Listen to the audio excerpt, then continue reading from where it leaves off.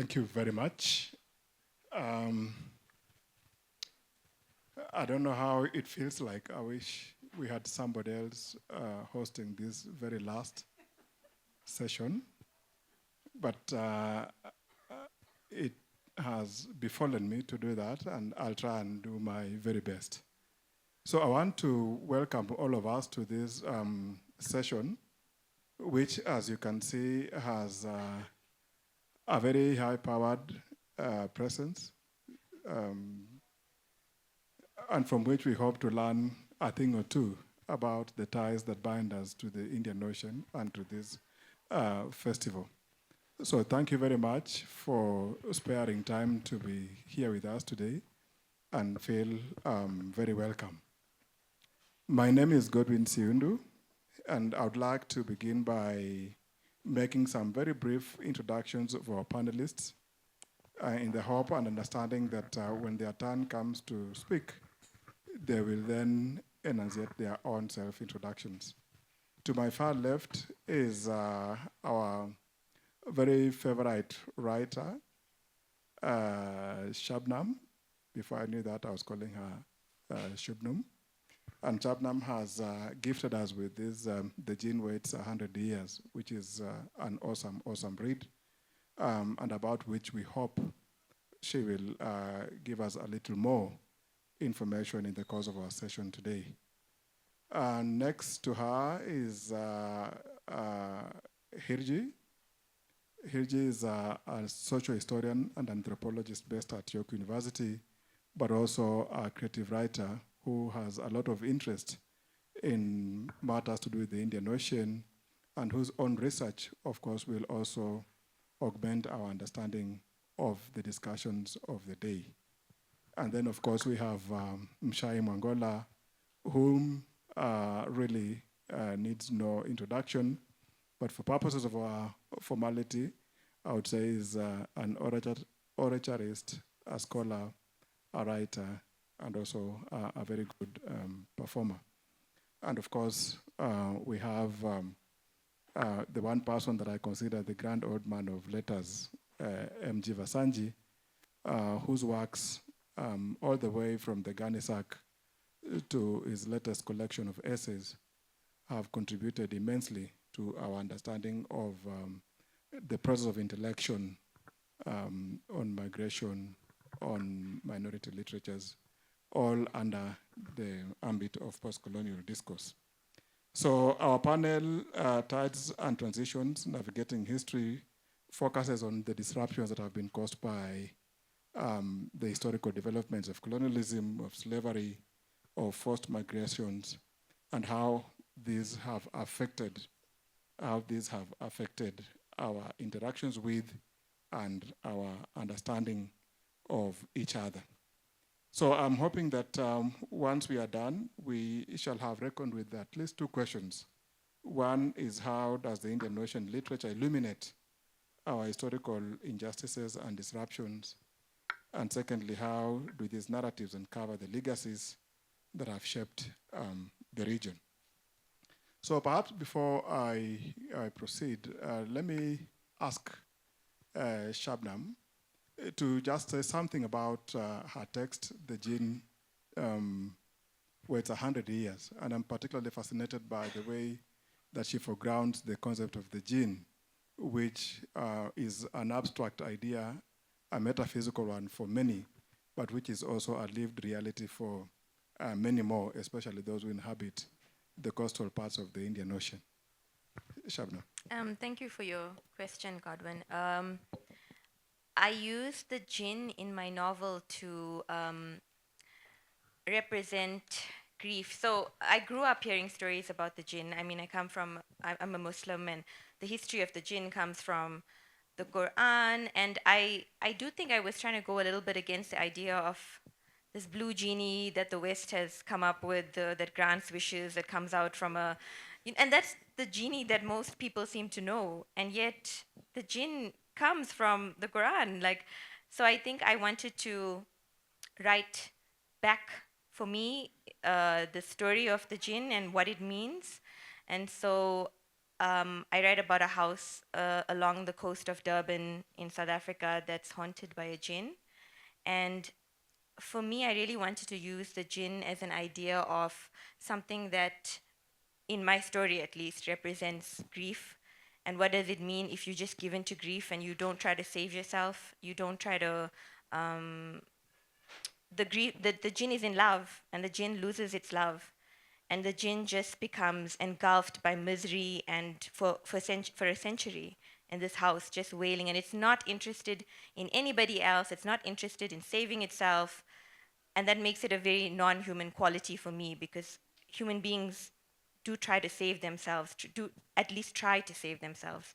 So the jinn just is a representation of what grief looks like. It physically starts turning into the woman that it's longing for. It carries her face, her nails, her hair, the way she died. It starts limping. And so for me, the jinn was just a representation of how do I write grief? And I'm going to give it to this creature that I know growing up, and I want to write it back into the way my people had it, and know it. Thank you very much, Shubnum. And I think I'll get back to you regarding the question of the gene and how it informs our understanding of your own fiction. But also related to that is the issue of how I was struck reading your text, reading your novel, by how you foreground the idea of home. And of course, right from the start of the novel, these attempts by the characters to imagine a home despite or in spite of the circumstances. And it is something that also somehow dominates the fiction of MG. And in fact, a lot of academic interventions or scholarly readings of MG's own texts has tended to highlight how the question of homes and homelessness, homeliness, the questions of the individual in relation to the community and so on, also dominate this kind of literature. So perhaps you could just say something about that, and then we'll move on to MG to make the same comment, because I find that the preoccupation with homes and homeliness is something that seems to cut across his way of writing as well as your novel, The Gene Waits 100 Years. Is there something you want to say, or we begin with Shubnum and then we come to MG?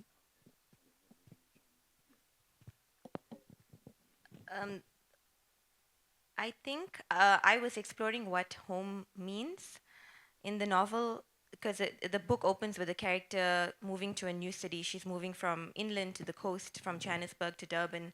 And what does that mean when you move places? And her father tells her home can be anything. Home can be a memory if you return to it enough. And she asks her father, how many times do I have to return to a memory for it to become home? And he says, you'll know when it happens. And I think I was just also exploring my own understanding of what home means. Because for me, home used to always be where my family is.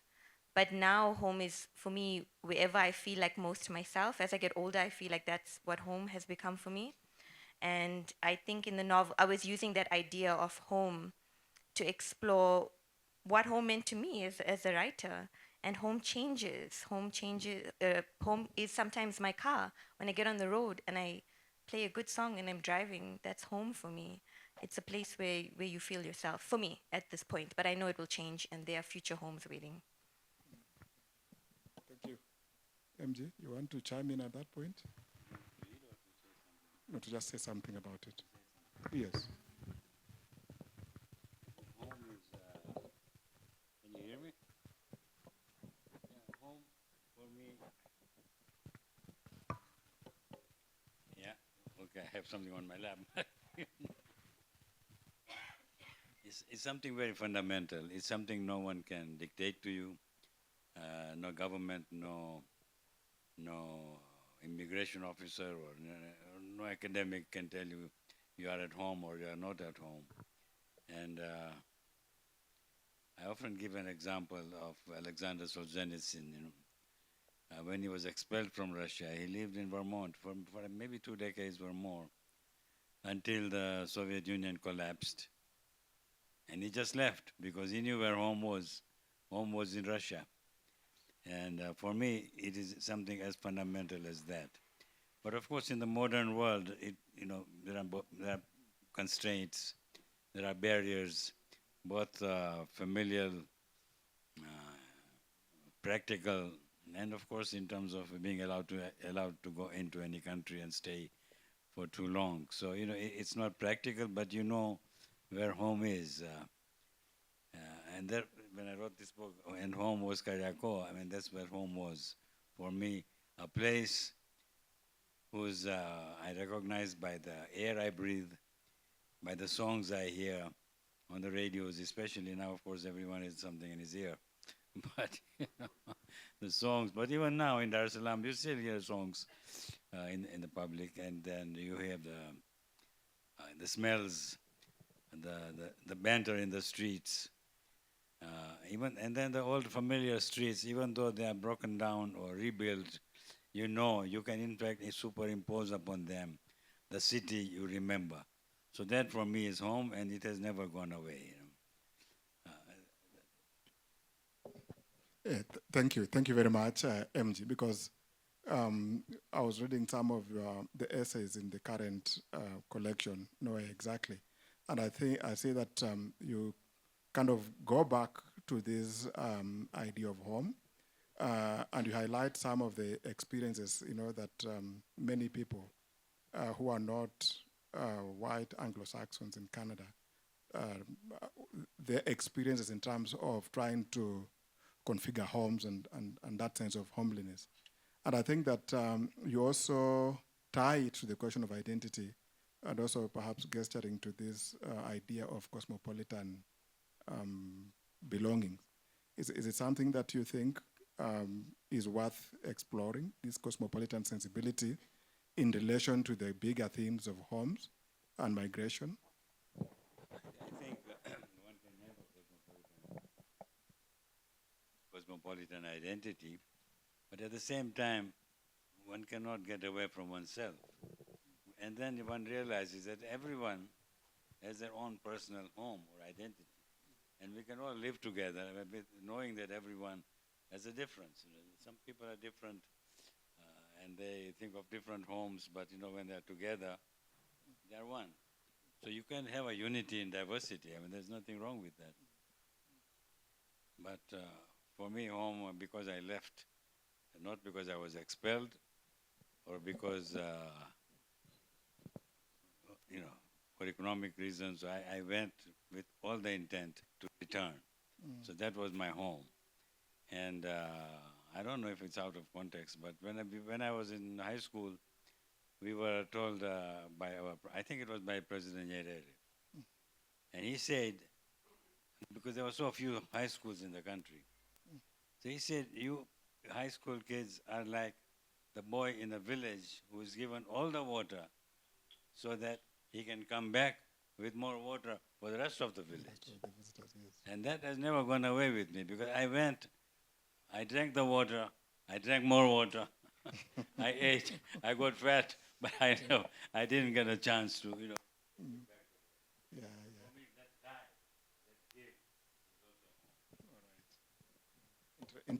Interesting, because I think in your essays you also say living is a slow process, and sometimes it's not quite complete.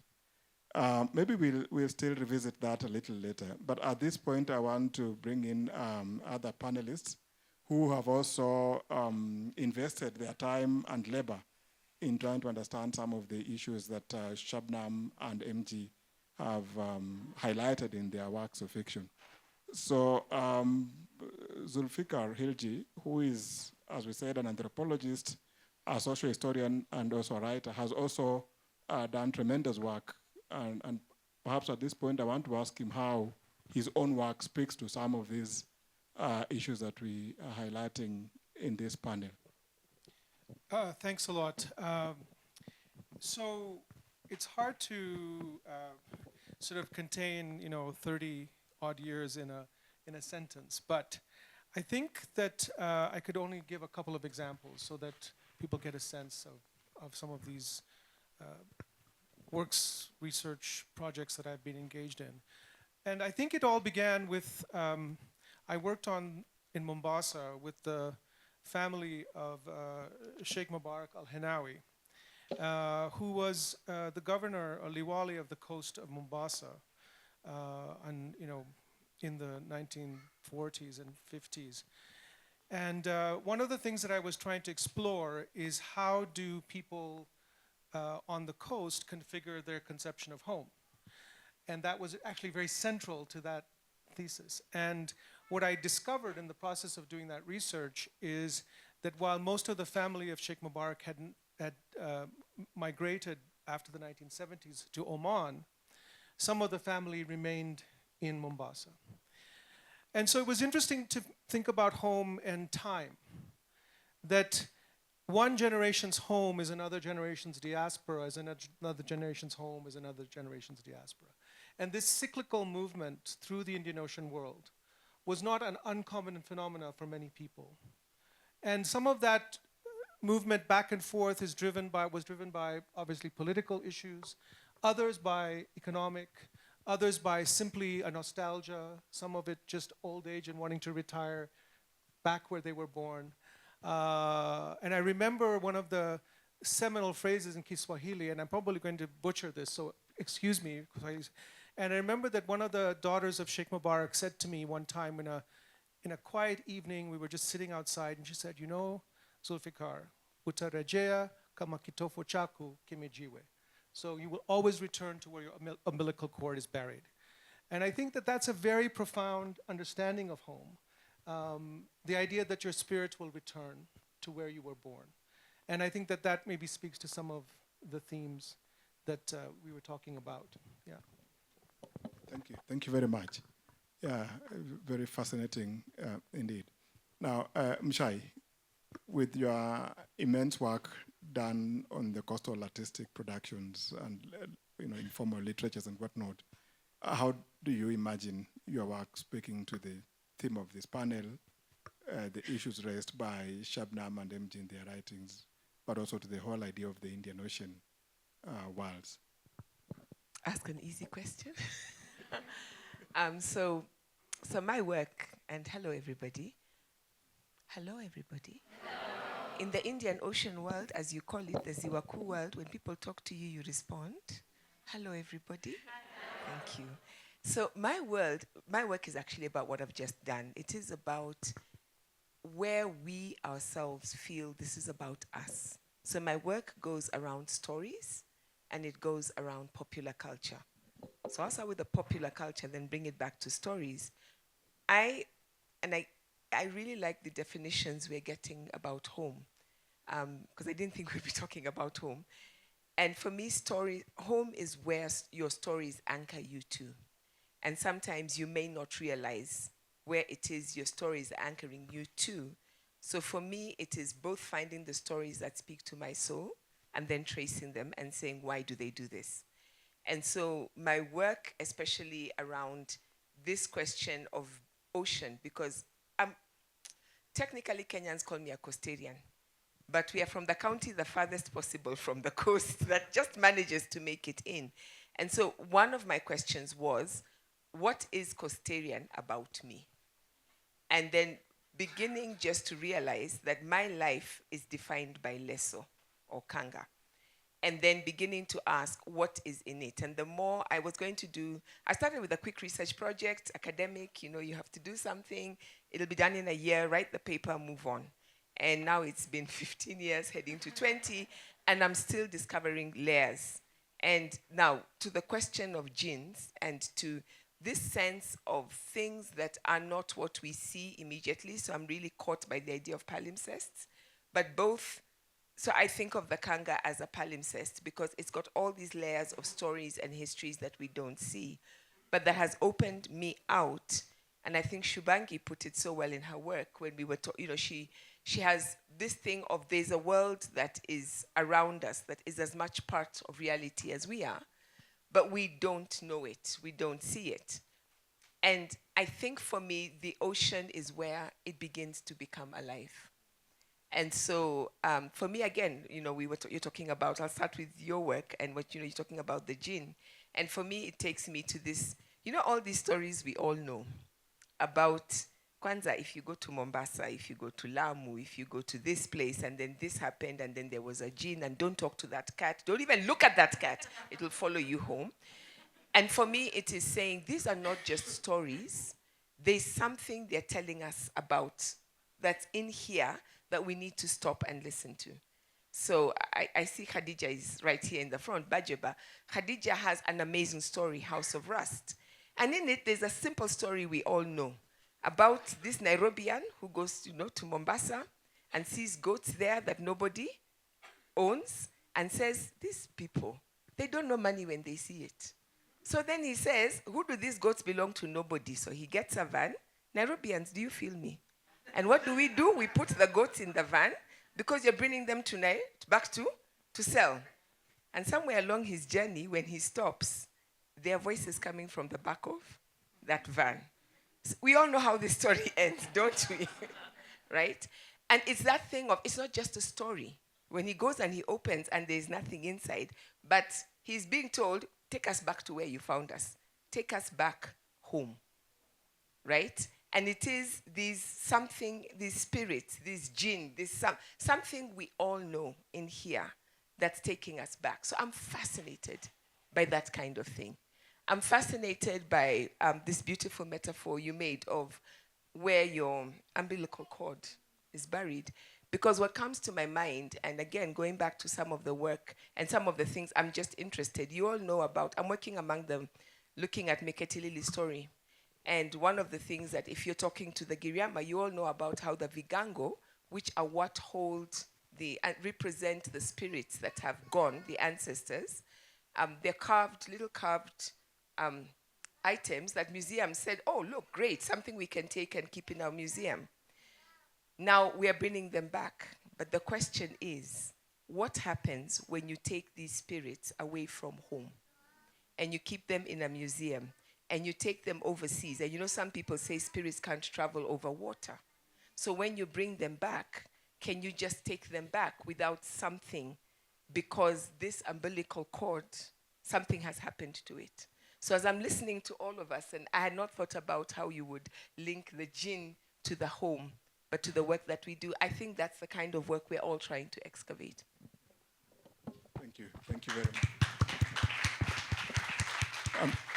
I'm sure you can see how exciting Mshai's work is to do and then to read around her own writings. Now, Mshai raises this question about the link between the jinn and the home, and I would like to push it further into the structure of the house, because I was telling Shubnum that reading her work, I almost kept going back to this house in Naipul's house from Mr. Biswas, where you have different characters, each living their own lives, no sense of coherence, absolutely, but a sense of community because everyone has to put up with everyone else. So I'm just asking, when you think about this Akbar Mansil as something of a variant of maybe Hanuman House by Naipul, or even the Ganisak in MG's novel by that same title, that whatever you touch, whether it's an old doll or a broken mirror, it gives birth to a whole host of memories. How does this tie up to your preoccupation with what we remember and how we remember it in Jean Waits for 100 years? Yeah, I love that idea that the house is also like the Ganisak, which is a place where things just collect and then you use it. I think as a writer, you use it as to find things of interest that you want to write about and that you want to bring to the reader. And so I think a house is always, they always use a house in many stories because it's a nice place to put a collection of people and to put them in a domestic space where you can have the kind of conversations that you want to know about a particular culture. And I mean, in this case, I was looking at a South African Indian community in the 1930s and then in 2015. And so you can see the kind of discussions that they're having, the things that they're fighting about, like, oh, you believe in a witch doctor, I don't believe in a witch doctor. his son married a non-Muslim. Did you hear about this? It's a house gives you a very domestic space for a writer to go in and excavate whatever they want to excavate. And so I didn't intend to have a house. It started off as as an apartment with just a young girl moves into the below apartment and an older person, and I wanted it to be a conversation between a young girl and an older person, and that generational conversation that would happen. But over time, because this took like 8 years to write, over time the house became bigger and it filled with rooms. And then it moved on to the coast. And then it became haunted because there were so many rooms. And then because there were so many rooms, I had to fill it with characters. And then the characters wanted to do their own thing and they took over. And the house just grew and grew and grew from what I had expected it to be, because there was so much of stories to tell. And I just thought I was telling a story about a young person having a conversation with an older person. And you can actually only tell that story by telling the story of everything, and the house became everything. Yeah. And for me, that house, I mean, the other fascinating thing about the house is that everyone is in the house, but not everyone has access to the whole house. So there are people who own little quarters within the house and who have no idea about what lies behind a locked door. And so that's how I found there's this part that perhaps I would request you to read for us, where Sana bumps into an old bunch of keys and opens this room where the jinn has lived for, over 80 years. And of course, what she discovers going forward is a completely different set of experiences that I think then speak to this bigger issue of the disruptions of migration, the histories, and so on. I don't know if you mind us reading for us? No, I love this. I set the scene and then we discuss it and then you bring it together and it's working out so well. So she opens the door into a room that's been locked from 1930s, and now this is 2014 when she opens the door. And something has happened in this room.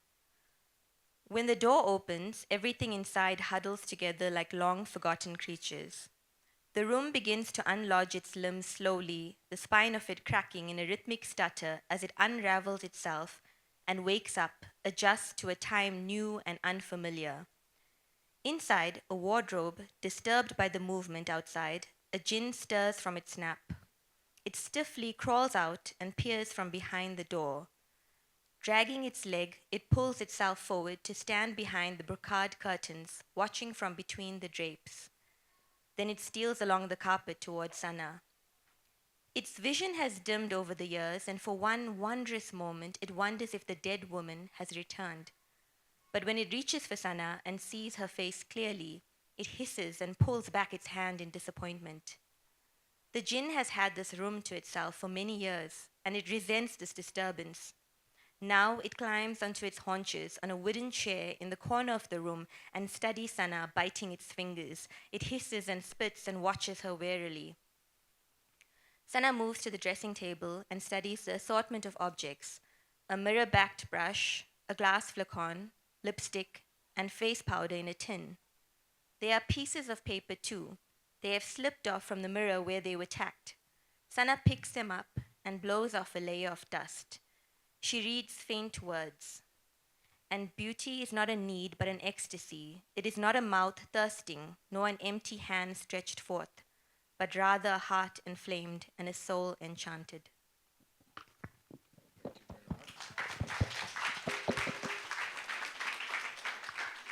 Yes, when I reached that point, I knew I wasn't putting down the novel till the end. But I like the excerpt for something related to what we, teaching this kind of literature, focused on in relation to the theme of home. And this is the issue of return, that possibility of return for those who leave for whatever reason.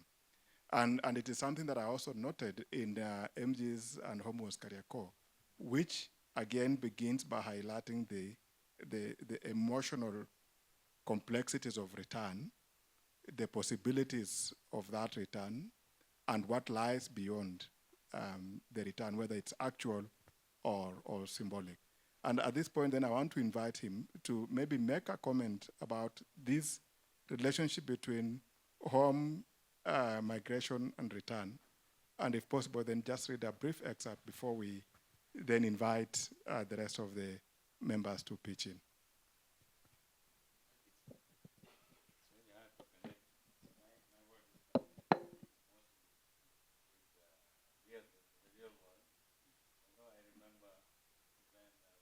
From Dar es Salaam to Nairobi, Nairobi to Dar es Salaam after my father had died.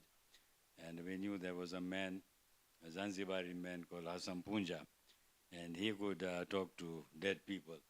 And we would beg our mother, please let's go to Hassan Punja so we can talk to dad. But other than that, home for me is something very practical, as I say, it's physical. But it's also memory. Home is memory. And if you want to look for a house, maybe the house is history. But other than that, I cannot conjure up ghosts or jinns or anything. But we lived in a world where the ghosts or jinns were a reality. You would never go walk under a mbuyu tree. You would never piss under a mbuyu tree to your peril. And at night you would not go near a graveyard. So even to this day, 50, 60 years later, there's a place near the Aga Khan Hospital in Nairobi, in Dar es Salaam, which was the site of the old Ismaili mosque, where an accident had occurred, where 4 young women died. And to this day, people believe that when you drive past that, you have to slow down. And similarly, on the way from Nairobi to Dar es Salaam, near Nairobi to Mombasa, near Mikundi, what's the town? Macondo. And all the buses, the trains even slow down, because that's where a lot of the railway workers had died. So that's my story of the ghost. But if you want, so it was a part of our lives, but we did not make too big a deal about it because we didn't piss under boyo trees. So many from my generation left during those heady 1960s and 70s of the last century, soon after independence. Most went away to the United Kingdom, Canada, and the United States, and some have returned for visits, but few that I know with that intensity of emotional reclamation, of mad belonging. Some of those who left never returned, having made good their escape, packing their somewhat bitter memories with them. Memories of revenge, racism, and the socialist policies and broken official promises that drove them, I can't see very clearly, that drove them away. Others simply left to fulfill the colonial dream, finding their way to what had been the center of the universe, London, or now more simply the West. Whence this sense of place in me, I have often wondered. To call it nostalgia is too easy. I recall harrowing moments from a deprived childhood, as well as happy ones. I don't long for the crowded bedroom of my childhood, the despair of a single mother on the brink of breakdown. They are gone. Dar es Salaam, where I grew up, has changed. Nairobi, my birthplace, has changed. I have seen both these cities, which were my home, metamorphosed during numerous revisits. Populations multiplied, violence increased, beauty and serenity reduced to squalor. But to use a metaphor, returning to the original home, either one can opt to observe how everyone has aged and everything is no longer the same, and how ultimately predictably disappointing it all is. Or one sees the familiar and the dear in the older broken faces. One has memory and attachment and commitment. One is aware of change and history as it applies to everything.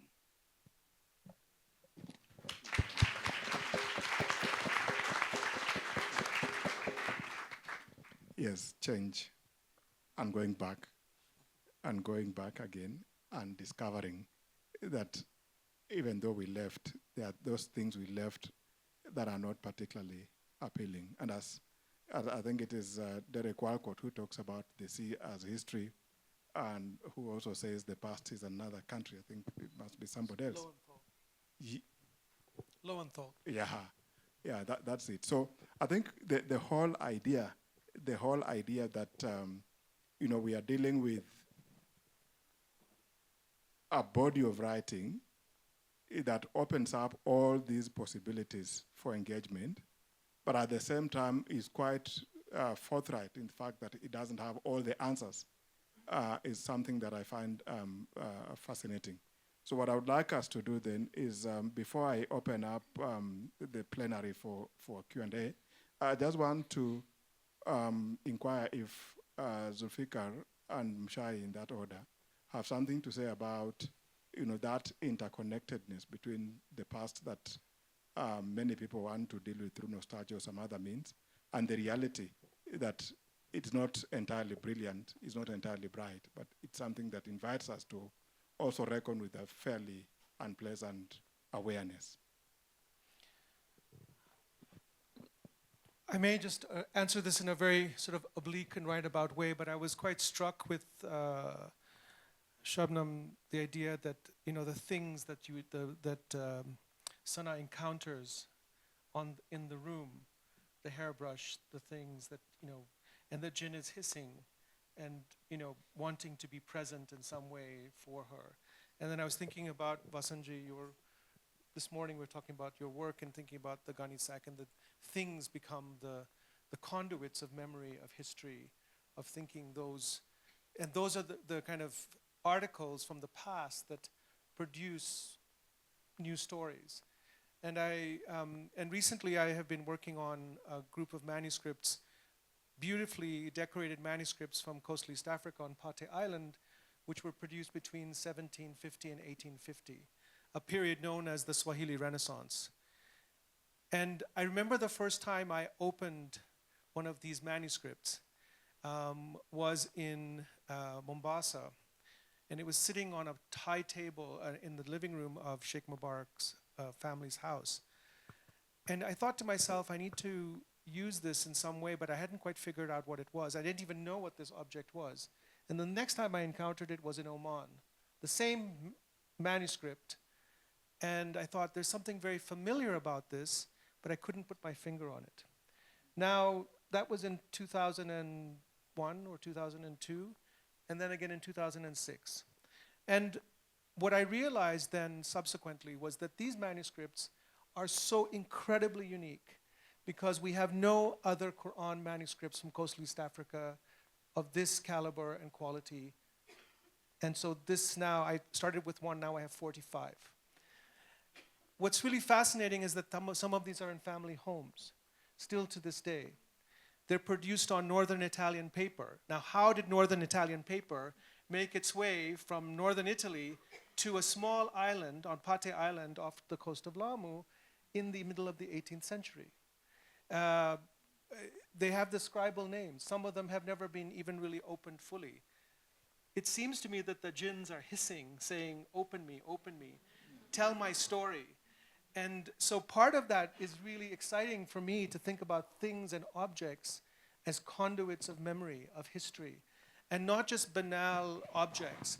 These manuscripts have only been looked at in terms of the content, and people said, oh, the Quran is the Quran, and we don't really need to look at it. But when you look at it, you begin to see that the person who copied this painstakingly by hand, and we're talking about manuscript like 500 pages of about this size, multiple volumes. You can see their scrapings, you can see their hand, crawling across the page. And so I begin to think about this, and this Macondo festival, I called this project the Calligraphic Coast.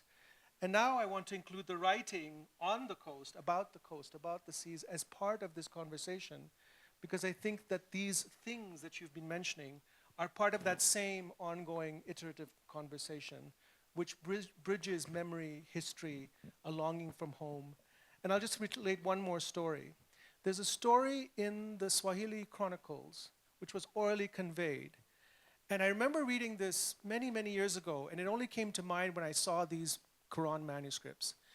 There was a fight or a war between Pate and Lamu, as there always is. and historically, and those of you who know coastal history, they were always battling.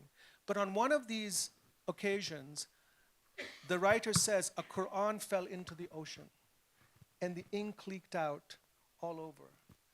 And that was such a profound metaphor for me. And I didn't think about it at the time, but it kind of stayed in the back of my memory. And when I saw these Quran manuscripts, I began to realize that that story was meant for me. And the people who are preserving and conserving these manuscripts often talk about it. So I was wanting to just share that story with you. Lovely. Yes, Mshai. So now I have all these threads. I have a kind of brain that just picks up. This is just snippets. I love that memory about the baobab because I grew up also, and there is a place where every driver, because from here, if you're going to Taita, you just know, you slow down, and it's also a reminder. You know how people say you don't go around baobab trees at night? Because these are the homes of the spirits, and it's not a scary thing, but then also, why are you going to disturb people in their homes? And the fact that the baobab tree is a tree that was, I won't go into the story, but turned upside down and planted back in. And for me, it's an invitation, one, to be more aware and alive to what is happening. It takes me back to this question of home. And again, MG, what you talked about, I loved also that metaphor of some people go to get water and come back with more water, and others don't. But that doesn't mean that that water is not collected and is not shared with other people. And then there are these connections of what becomes home for so many of us. And what do those stories tell? I think for me, one of the things that's been so powerful about this Macondo festival is that when you're in Nairobi, the sea seems so far away. And for many of us, it's like the sea is something that cuts us off from the rest of the world. And I remember this Professor Abdul Sharif from Zanzibar, who runs an institute called Ziori, used to run an institute called Ziori, and Prof talked about how after independence, because the sea had brought us so much pain, so African countries, not just Tanzania, but I think all across, we turned our backs on the sea. And today, Abdul Babakar Zain was talking about how there are two attitudes to the sea. For some people, it's a space of such pain.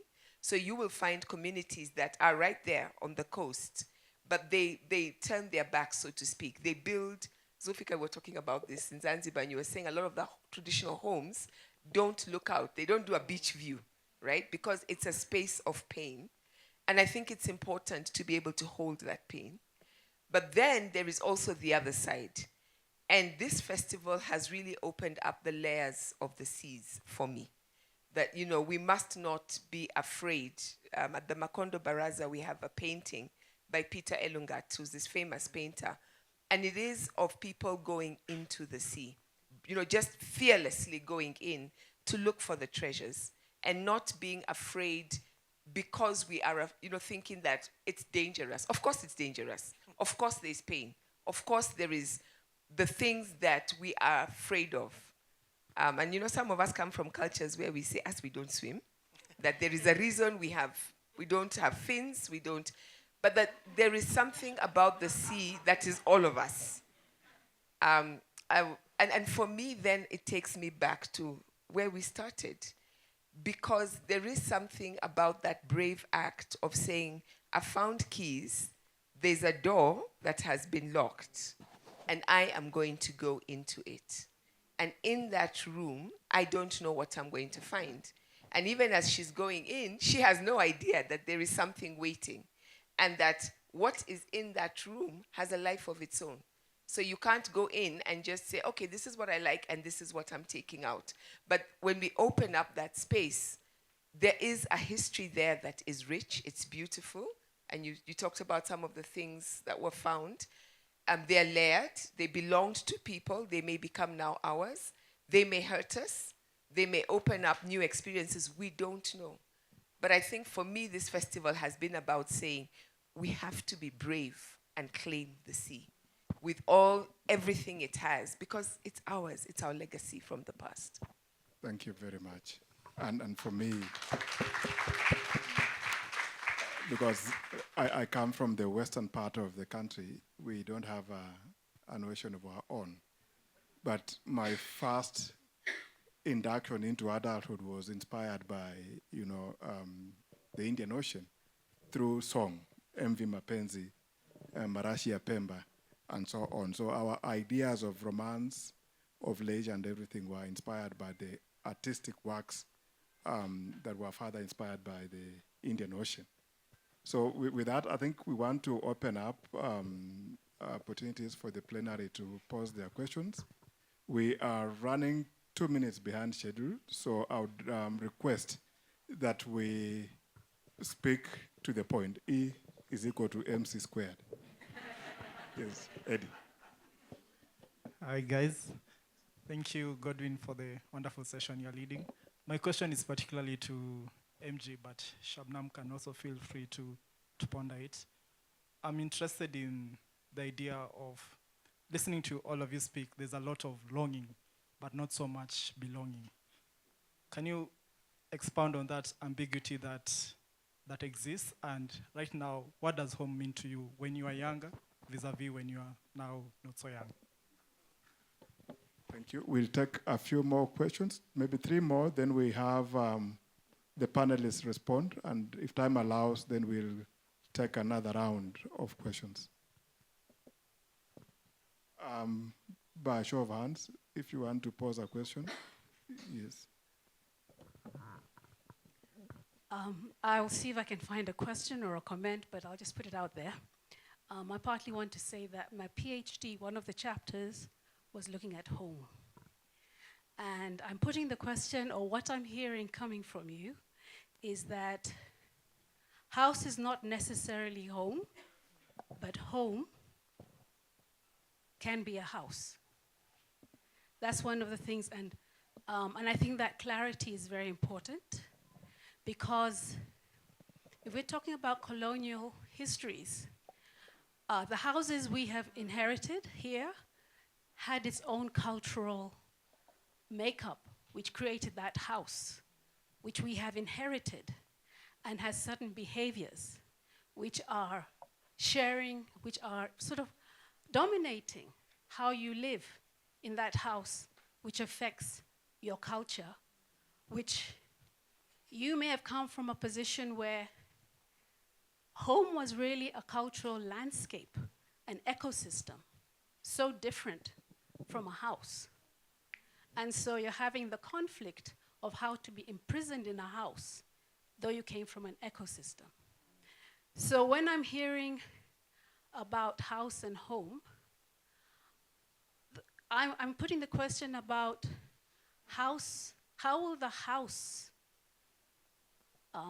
influence the behavior of those in that home, and how does your home become because you have been in that house?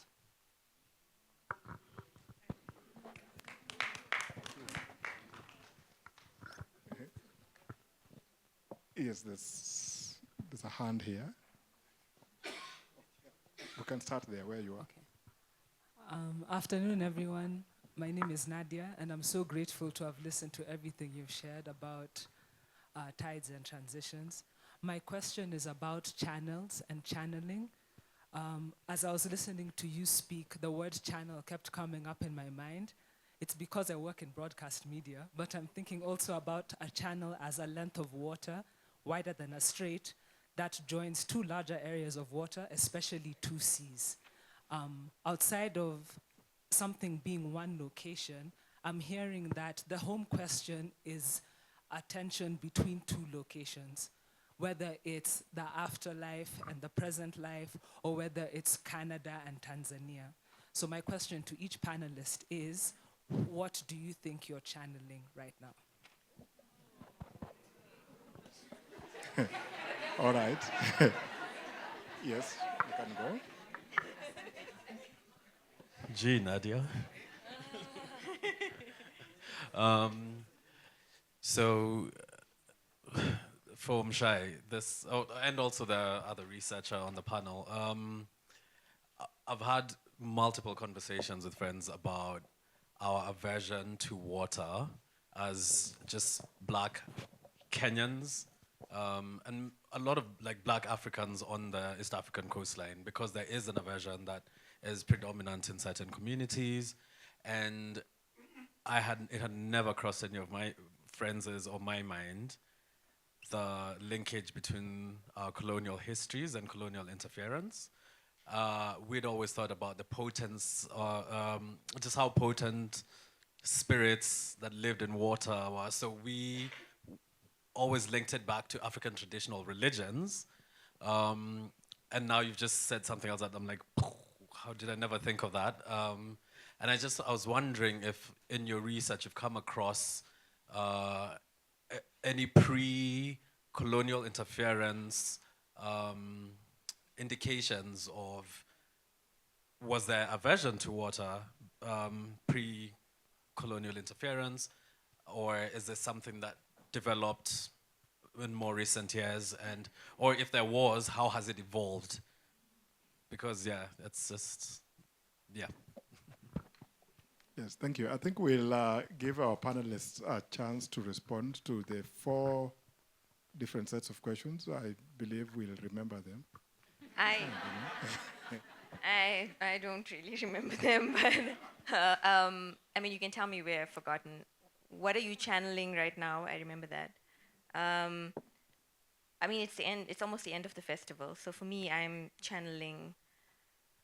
I mean, I know it sounds cheesy, but like gratitude, just because it's such a special space. You know, I've done a lot of festivals, but I don't know, there's something special about this place, and it's the way the audience engages with the questions, and it's interesting, and it's not trying to trip you up or anything as the speaker. There's genuine warmth and engagement with everyone, and it's such a diversity of people. You know, I think in South Africa, and I love being South African, but we're very obsessed with ourselves and our problems. And I like when I come here and I'm hearing about different parts of Africa and what's happening and what can we do and how can we make our stories bigger and get together and where are our commonalities, what are our differences. That's so special. That's something very special. I don't see that often. So it's something very special here, and I feel so lucky and special to be part of it. So I am channeling gratitude for being here, because it's so rare. You get older and you realize connections and those things happen very rarely in your life. And so we all are very lucky to be here.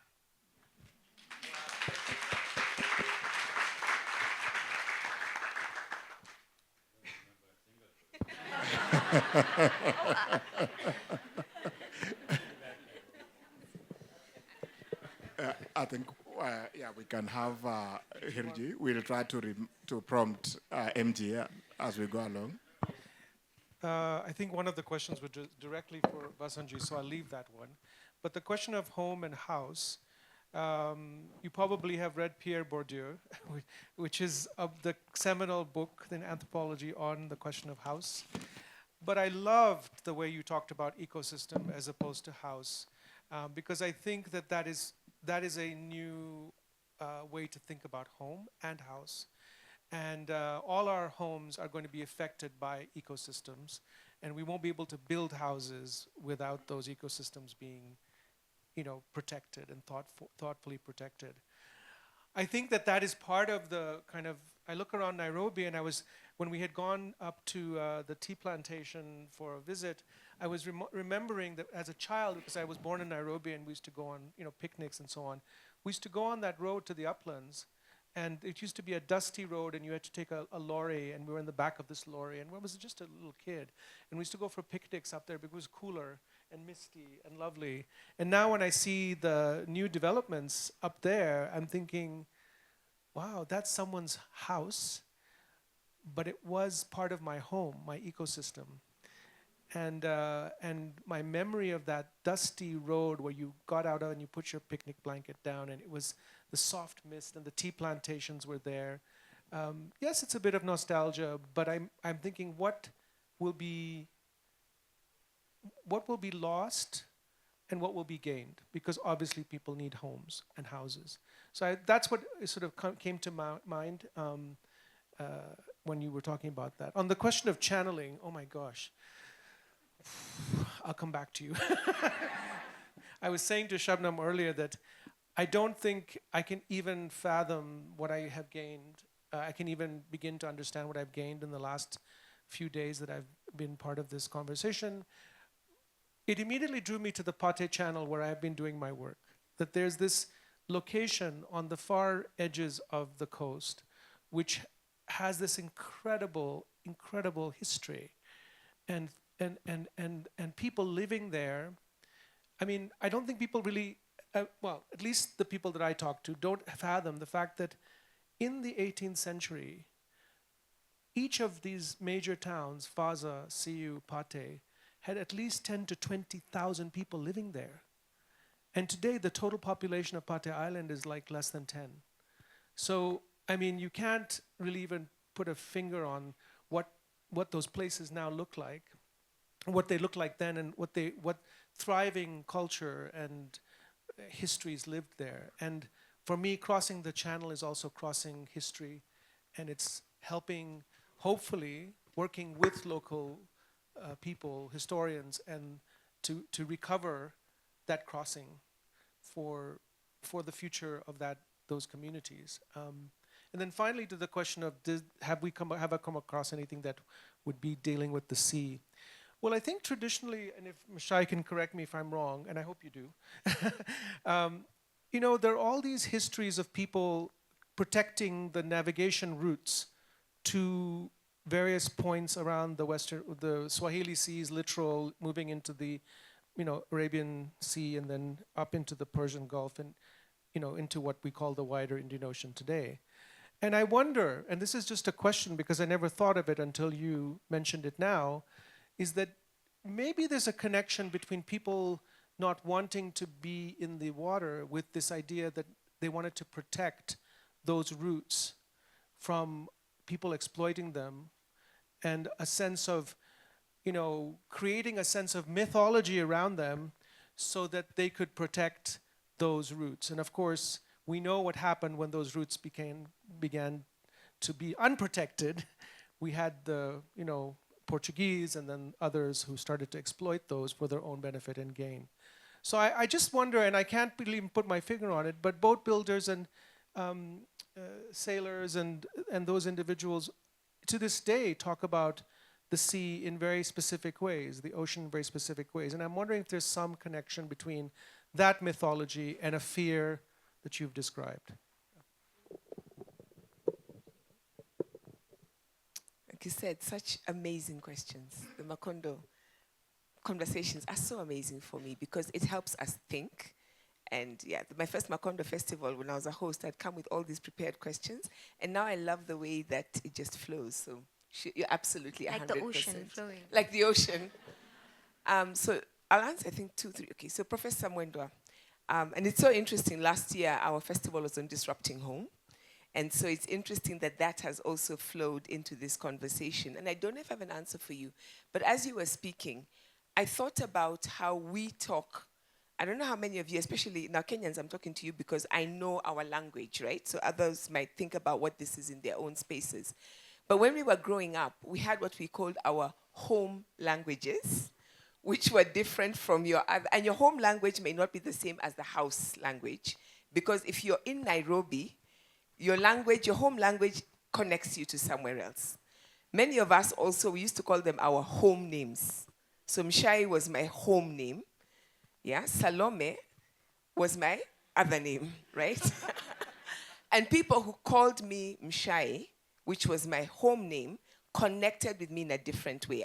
It took me work to come back and connect back. And it took me understanding that I'm named for my paternal grandmother, who was named for her paternal grandmother. And so being able to say that this name connects me, at least of the people whose stories and lives I know, it connects me back 5 generations. Salome also connects incidentally to that same grandmother. She's the one who chose it. So even after everybody else, you know, my cousin sisters who share the same name, their parents said Salome was old-fashioned. My father said, you will bear the name of my mother's grandmother to keep it in the family.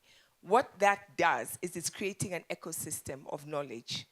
I think what we have done is we have lost some of that because we are working so hard to be global citizens. And I don't think there's a problem with that, but we want to have names that when we go out there and you say your name, people can pronounce. We want to be able to speak in a language that I can go anywhere in the world and people can understand me. And by doing that, I think there's something we are losing, that we need to figure out how to traverse the space of house and home. And now for me, the other one is that then we need to think about homes in the different spaces. So if Kenya is my home, and Article 11 of the Constitution says that culture is the foundation of the nation, what ecosystems hold us together? How do we imagine ourselves as a community, if I borrow Benedict Anderson? And the question I've been asking and nobody gives me an answer is, how is it, Kenyans, that you have a cabinet and the one cabinet secretary who has not been appointed is the cabinet secretary of culture, and we don't seem to care? And in the last two nominations, the one cabinet secretary who failed the nominations was always the cabinet secretary of culture. What is it telling us about the work we are doing to maintain our home? The country is a house. The state is a house. What about our home? And then on the question, Nadia, that just blew me, the channel question. And I don't know, so I think, and again, I keep going back to Shivangi because I read her work and it just started all sorts of things inside me. That we tend as human beings to see ourselves as the most important beings in the planet. And maybe when you talk about channeling, we must ask ourselves, what are we channeling for everyone else, including the non-human beings? And what are we channeling that is just beyond even the physical beings? So one example, we were talking at the Macondo Baraza, Swahili rumba, what we know as rumba, comes to us from Cuba. And my sense is it traveled on the ocean and then got to that side of the continent, and then it said, I need to cross to the other side of the continent. So it got into the bodies of people, and it traveled with the bodies. They channeled it across, and then it came to Mombasa, and it said, this is where I want it to be, or to the coast, because it wanted to connect us to the Atlantic Ocean and beyond. And not, so instead of thinking of land, sea as dividing us, land may be the thing that divides the world, and we as humanity are called to channel those connections across. And then I'm just thinking about, you've also blown my mind. That was such a great question. And so I went to school in Australia. And one of the things I learned when I was dealing with so where I was, it was the Kuri culture. And the people, the indigenous people, the Kuri people from there, I worked with a particular community called the Yota Yota. And their storytelling culture is one of story maps. And you map the world, you know what is your territory, and it's not your territory in terms of you own land. Land owns you. And you are a custodian for that land. So the stories of the land you carry is what anchors you to that land. But when you get to a place where you have no stories for, you have no business being there. Because if you die, your spirit doesn't know what to do. I think for some of us, we are so anchored to places that there is something inside us that when we leave those places, we are destabilized. Just like there are other communities, and Abaka Zain was talking about this, we've lost our maritime cultures because we forget that some of us as Africans are meant to be on the water, in the sea, that we have cultures. And we did not start traveling before colonialism. Part of the reason I study Leso is that it ties us back to beyond written time, to when our people traveled to Asia, to China, to beyond, right? Kikoi ties us to Indonesia. And we don't know that because we've lost our maritime cultures. So we have told the people who are supposed to connect us through the water that they must be on the land because we are more comfortable on the land. And I really think this question of being anchored and home, we must allow the people who hold the ties to the lake, the ties to the rivers, the ties to the seas, to remind us that we are water people, just as we who hold the ties to the land remind them that they are land people.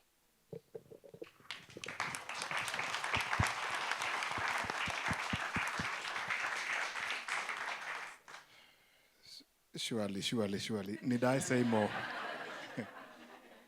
Unless MG has one or two things to say, I would like to respect all of us by saying it's been such a tremendous honor for me to be part of this panel and to be part of this session. So unless MG has something to say, yes? To say that the whole idea of home and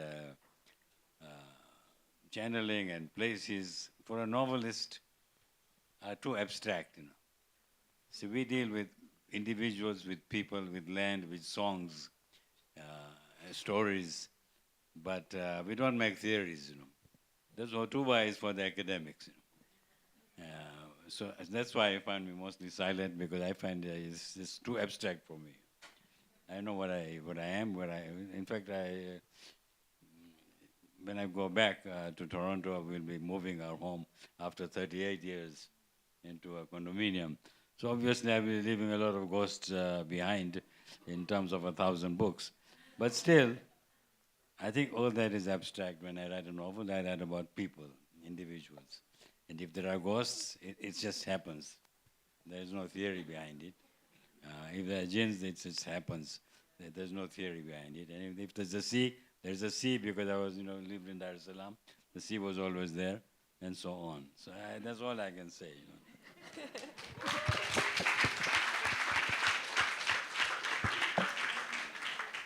Thank you very, very much. Thank you for your patience. Thank you for your insightful questions. I also want to thank most sincerely our panelists, Shubnum, Zulfikar, Mshai, and MG for their contributions. With that, I say have a good one. Thank you.